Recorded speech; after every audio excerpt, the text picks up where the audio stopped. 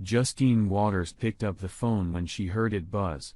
It was a message from her husband, Tom, who had been out of town on business for the past few days. She unlocked her phone and read the message. "Business is over here." The message read, "I'm on my way back now. Dinner reservations are for 7 o'clock tonight at Mario's. I'll see you there. Happy anniversary." There were no lovey-dovey tenderness or heartfelt emoticons. That didn't really surprise her. For some reason, Tom hadn't been very social lately. "See you around." Justine wrote back. "Happy anniversary, love you." She sent the message and put her phone on the nightstand hoping to see a response, at least something everything would be okay. But there was no reply. Justine looked at her watch and realized she had just enough time to clean herself up before meeting her husband. She sighed, got out of bed, and headed to the bathroom to shower before meeting her husband. Who was that? Jake Carter, the man she had just spent hours with, asked. "My husband," Justine said. "He let me know he was coming back. He's already made reservations for us at Mario's for tonight. It's our 5th anniversary." "Your 5th anniversary?" Jake asked. "I thought you said he went back east." "Yeah. He was there," Justine said.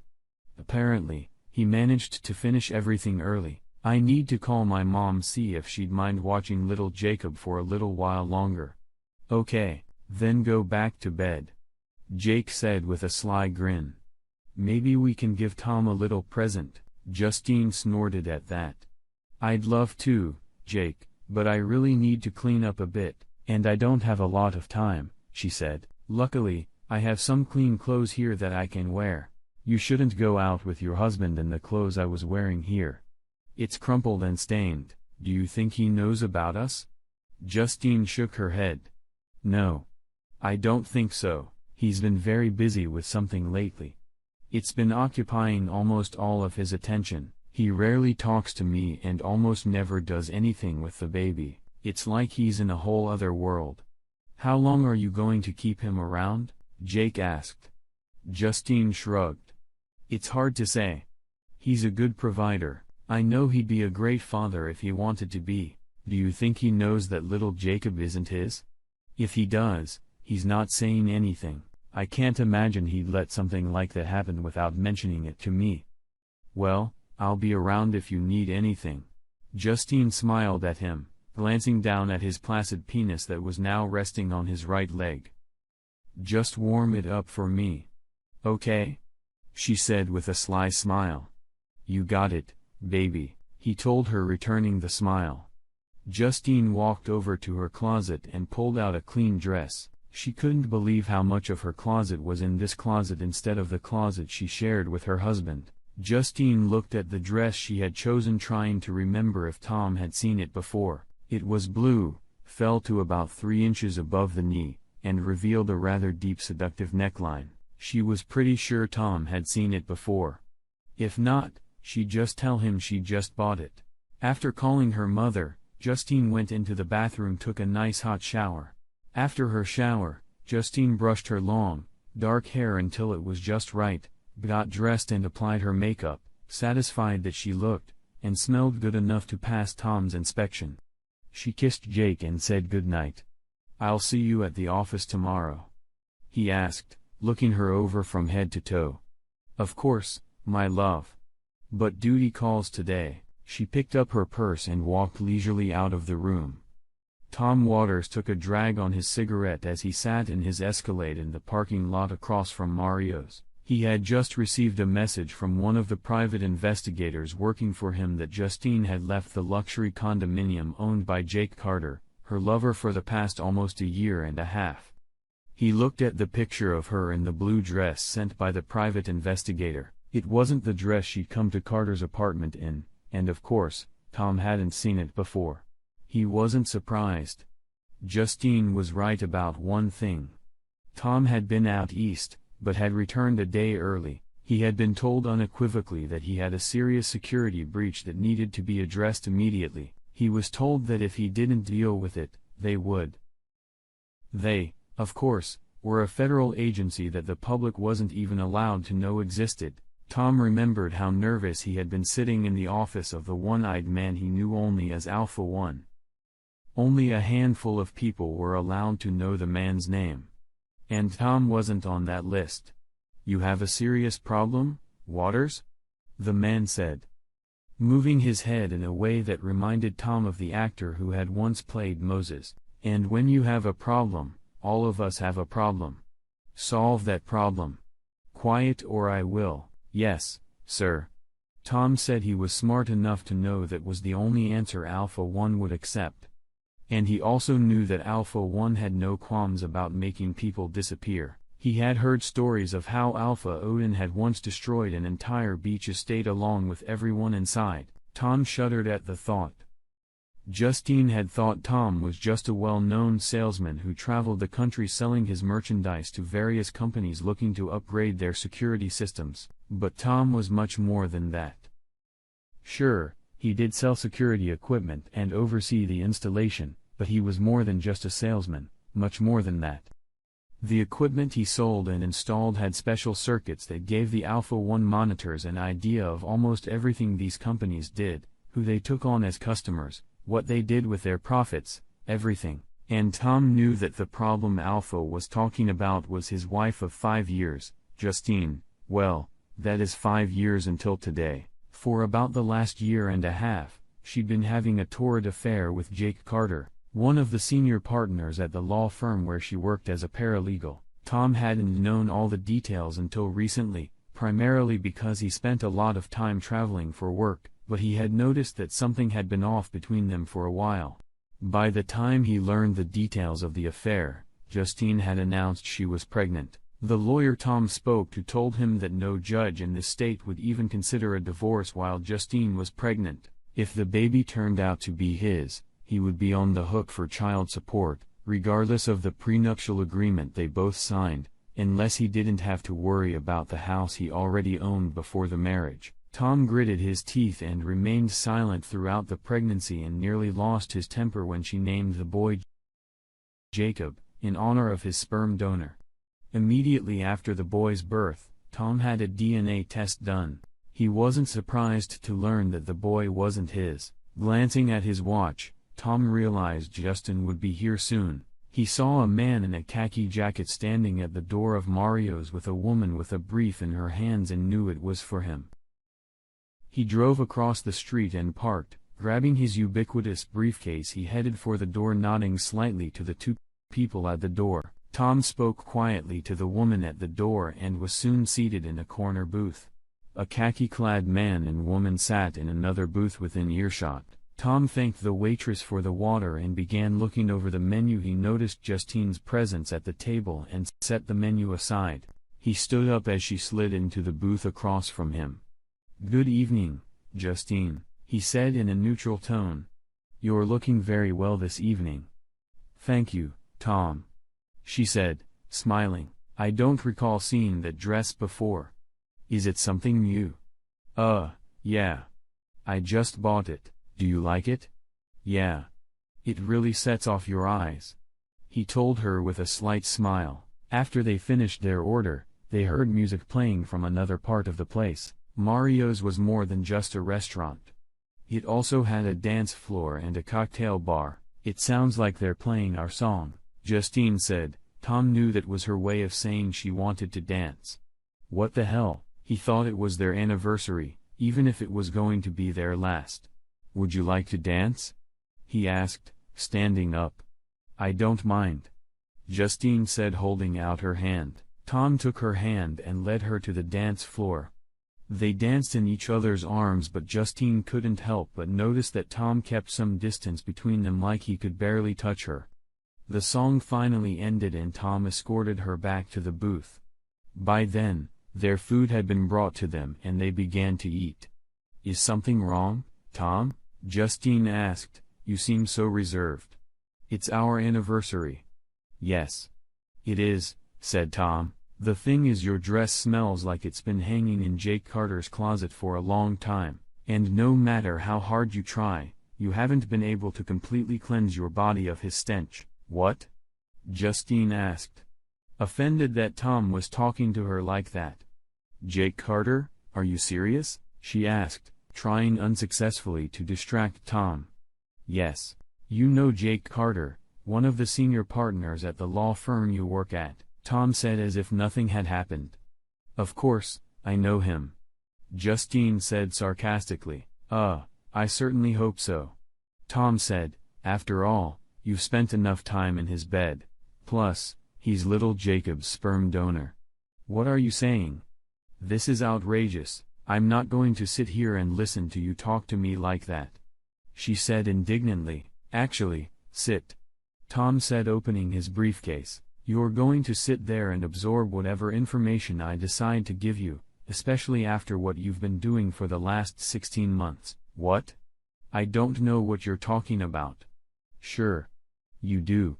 Let's start with this, he added, dropping a piece of paper in front of her. What's this? It's the result of your baby's DNA test.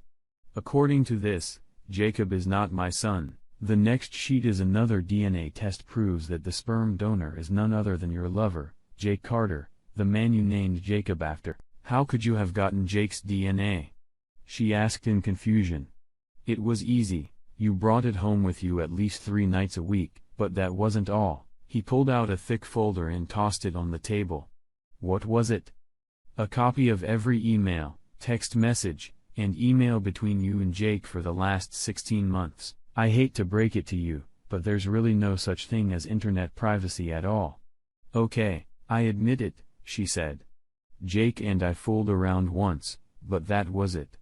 And it was just sex. It didn't mean anything, not at all. Really? Please turn to page 75 and go about halfway down the page until you find the passage I've highlighted. Tell me what you see. She flipped through the pages until she got to the one Tom was referring to. Her face paled as she read her own words to Jake. I'm waiting. I'm reading it. She said quietly, out loud. I wanna hear you say the words you wrote to him. She swallowed and looked at the page again. Please. She begged. Don't make me do this. Either you do it or I will.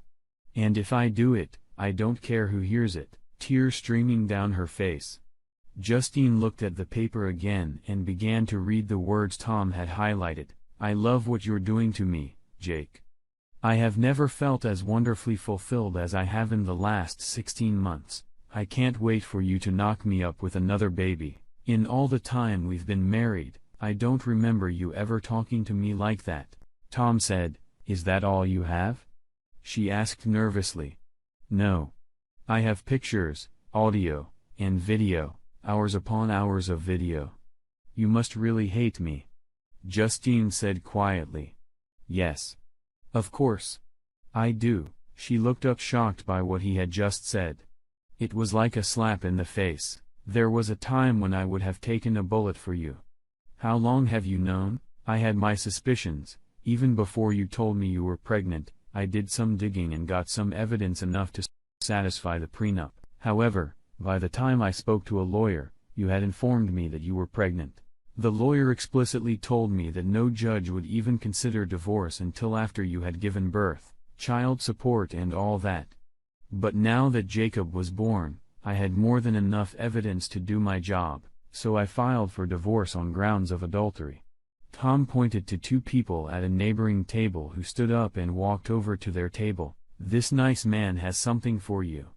Miss Justine Waters? The man asked. Yes. Justine said quietly. The man placed a heavy paper envelope in front of her. You have been served.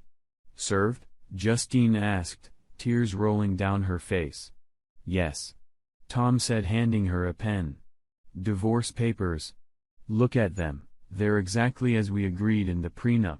Sign them now, and I'm ready to give you a bank check for $2,145.63. The exact amount you had when we got married.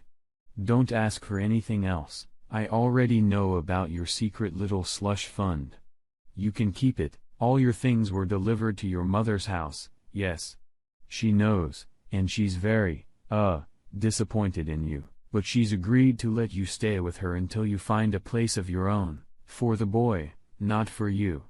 But I don't want a divorce. Justine said. Yeah. Love you. Please, Justine, don't insult my intelligence. Listen to this. He pulled out his phone and replayed her conversation with Jake from earlier that day. Her eyes widened when she heard her own voice coming from Tom's phone. How did you get that? She asked. Well, I'd tell you, but then I'd really have to shoot you on sight. As much as I hate you right now, I really don't think it was right to deprive little Jacob of his mother. Tom said with a smile that lacked warmth. I was nothing more than food stamps and a guardian to you while your baby daddy got all the benefits. Just so you know, your ticket is punched. No more free lunches for you. At least not from me. What about Jake? She asked. Worried about daddy. Luckily, we live in a state that allows lawsuit for alienation of affection. He's being served right now. It may or may not lead to something, but it's the principle that matters, isn't it? Either way, his problems are just beginning. You see, today I spoke to Hamilton Parker, your managing partner, showed him my evidence and expressed my displeasure, knowing that one of his senior partners was involved with a subordinate, specifically a subordinate who is my wife, at least for the time being. Mr. Parker was quite upset and more than a little concerned that Mr. Carter's antics might draw unwanted attention to his firm, not to mention a rather significant financial burden. He agreed that it would be best if Mr. Carter was no longer associated with the firm and assured me that he would discuss this with his board of directors this evening. He also agreed that it would be wrong to penalize you, especially since you are a mother with a newborn baby. After all, Mr. Carter was your boss, if I may say so. And he didn't want to expose the firm to a potential sexual harassment suit. Given your work history there, he agreed it would be best to keep you on board at least for a while. But I assure you, Mr. Carter's problems are just beginning. Tom said. How much do you know about your lover? I mean, really know. What are you talking about? Justine asked. I'm talking about his clients. The people he does business with. I mean, who he really represents and what he does when he's not stuffing you into his mattress. What do you know about that? I don't know. He doesn't talk to me about any of that stuff. That's probably a good thing.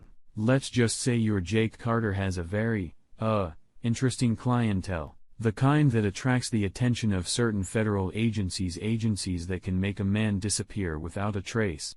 You know what I'm talking about? You scare me, Tom, and you should be scared. He told her. Are you scared enough to stay away from Jake Carter because he's going down? And if you're anywhere near him when it happens, you're going down too. Who are you, Tom? She asked. Really? He smiled, nodding his head at the papers in front of her. Sign the papers, Justine, and stop this farce now. I probably told you too much already. And by the way, your credit card has been canceled. And your house key doesn't work anymore. I changed the locks today while you were with Jake. I also took care of the bank account so you no longer have access to it, considering you save half your earnings into your own secret account. That shouldn't be a problem for you anyway. You knew everything, didn't you? She asked. Tom shrugged his shoulders. Defeated, Justine looked over the divorce papers and saw that they were exactly as Tom had said. She signed the papers and handed the pen back to Tom. He smiled, took the pen, and looked over the papers. The process server witnessed the signatures, and the woman accompanying him notarized the signed documents. Tom handed the papers back to the man. I'll make sure this gets to your lawyer, Mr. Waters, the man said. Thank you, Tom said. After they left, Tom turned to Justine again. I think you should give your rings back. He told her. Do I have to do that? I love those rings, she exclaimed. Apparently, not enough to stay out of Jake Carter's bed. Justine tearfully removed the rings and placed them on the table. He put them in his pocket before turning to her. I believe our business here is concluded. Is that your conclusion? Is that all you have to say? What more needs to be said? Tom asked. Why? Why did you do this on our anniversary? She asked, tears streaming down her face. Do you know how humiliating that was for me? Do you know how humiliating it was for me to find out that you've been fooling around with me all this time, and how humiliating it was to find out that Jacob wasn't my son? And how humiliating it was for me to find out you fucked Carter on our anniversary? Don't give me that. Tom said, "We're done. We're done. Goodbye, Justin. I never want to see your face again." With these words, he went back to his food without looking at Justine, who was wiping her face. The waitress came over and asked if everything was okay. "Yes. The food is excellent as always," Tom said nonchalantly. "I'll take care of the payment, and I suppose the lady will take her food with her, please." Yes, sir," the waitress said as she left to get Justine's food box. She returned a few minutes later and put Justine's leftover food in a styrofoam container. Tom handed the waitress his credit card and paid for the food while Justine gathered her thing. When the waitress was done, Justine looked at Tom. "That's it? That's it," Tom said, waving his hand. She couldn't believe he had just brushed her off. "I'm sorry, Tom." He tore his gaze away from his food before he spoke. "Well, we can both agree on that," he said. "Now have a good day. Say hi to your mom for me. Oh, and happy anniversary," he added with a slight smile. Justine, not believing the calm manner in which her husband had basically just tossed her out like trash, ran out from the table sobbing. Tom smiled and went back to eating. He noticed several diners looking at him with disdain, but only smiled back, shrugging his shoulders. Outwardly, he may have been calm and collected, but inside, he was emotionally shattered. 5 years down the drain. At least now, the worst was over. Epilogue. Tom managed to get through the next few days without incident. It hadn't been easy. He had once really loved Justine, and it hurt him that he had to treat her like that. But he decided it was better to do that than to pounce on her the way he wanted to. Then the day came when he heard a knock on his front door. He was in his master bedroom upstairs and looked out the window to see Carter's sports car in the driveway. He had a hunch that something like this was going to happen, so he made some additions to his home security system at Alpha 1's urging. He went downstairs and opened the door. It was Jake Carter, of course, and he was angry. Tom backed up as Carter squeezed his way in.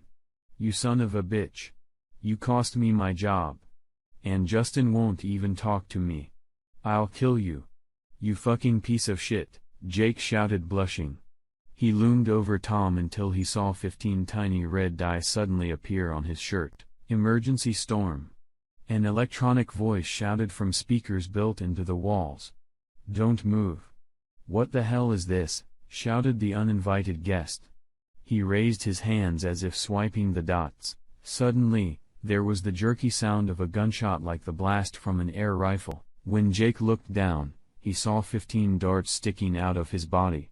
He reached up, but he never did. His eyes rolled up and his body collapsed to the floor. "I don't think you're going to be able to kill anyone today, Carter," Tom said calmly, grabbing his phone. He pressed an icon on the phone and heard a man's voice. "Operator 715,463. Clean up IL 15, Tom said. "Clean up IL 15.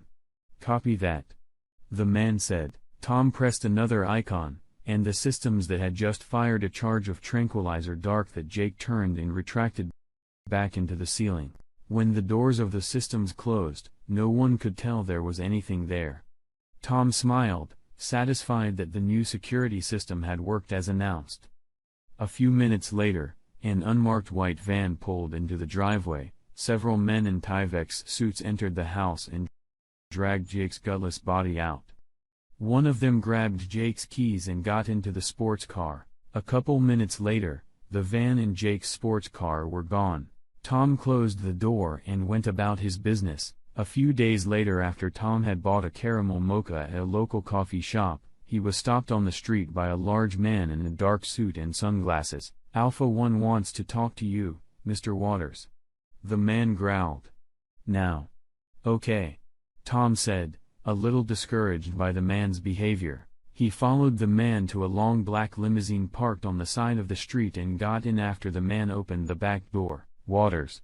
Good to see you're out," Alpha 1 said after the door closed. Yes, sir, I have a lot to do," Tom said. Alpha Odin smiled and put his hand on Tom's shoulder in a friendly manner. "You're welcome, Tom. When it's just the two of us, you can call me Regis," said the one-eyed man. "I wanted to give you an update on Mr. Carter. He sings like a canary." "Thank you, Alpha, Regis. So he says all the right things then?" Tom asked.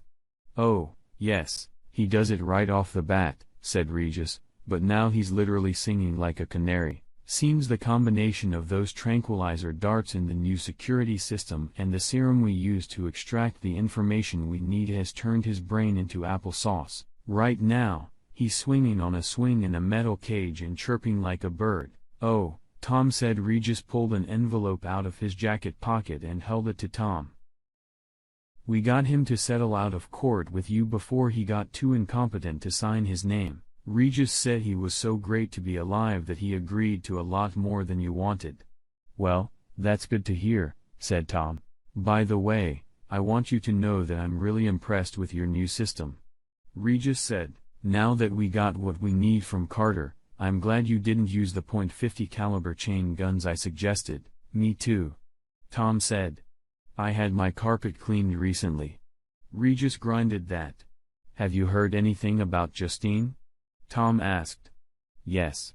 She's back to work, although Mr. Parker keeps her on a very short leash." "Did you ever mention to her who you really work for?" Regis asked. "No.